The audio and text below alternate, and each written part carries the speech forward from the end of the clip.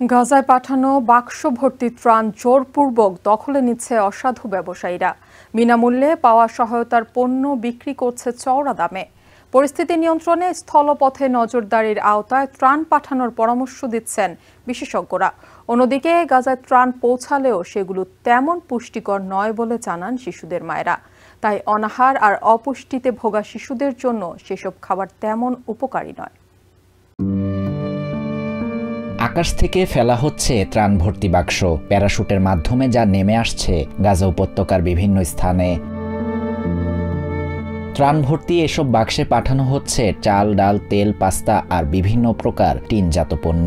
তবে ত্রাণ পেয়ে অসন্তুষ্ট দীর্ঘদিন অনাহারে থাকা গাজা উপত্যকার মানুষ।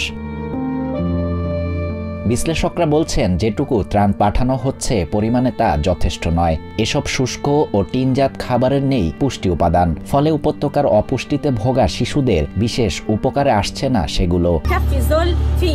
বাচ্চাদের এই ক্যান ভর্তি খাবারগুলো খাওয়ানো কতটা স্বাস্থ্যকর? তাদের ফল, মাংস আর ডিমের মতো পুষ্টিকর খাবার প্রয়োজন।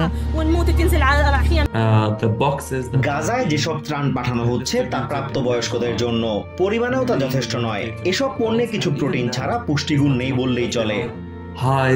দুর্ভিক্ষ কবলিত গাজায় অল্প পরিসরে যেসব ত্রাণ পৌঁছাচ্ছে তার একটি বড় অংশই আবার জোরপূর্বক দখলে নিয়ে যাচ্ছে গাজার অসাধু ব্যবসায়ীরা। পরে তা চড়া মূল্যে বিক্রি করা হচ্ছে ক্ষুধার্ত অসহায় গাজাবাসীর কাছে। কিছু লোক ত্রাণ নিজেদের দখলে নিয়ে যাচ্ছে আর ব্যবসায়ীরা সেগুলো লুকিয়ে রাখছে। ত্রাণ থেকে পাওয়া বেবি ফর্মুলাগুলো মিষ্টি, আইসক্রিম আর শরবতের দোকানে বিক্রি করা হচ্ছে। সংশ্লিষ্টরা বলছেন, এয়ারড্রপ পদ্ধতিতে ত্রাণ বিতরণের ফলেই এই অরাজকতার সৃষ্টি হচ্ছে। ত্রাণের বাক্স শরণার্থীদের তাঁবুর ওপর পড়ে হতাহতের ঘটনাও ঘটছে। সামান্য ত্রাণ পেতে কারাকারি, এমনকি খুন জখমের মতো ঘটনাও ঘটছে অহরহ। এ পরিস্থিতিতে স্থলপথে নিয়মতান্ত্রিকভাবে ত্রাণ বিতরণকেই একমাত্র সমাধান বলে মনে করছেন বিশ্লেষকরা। Sharia Shafat, TVN 24 news desk.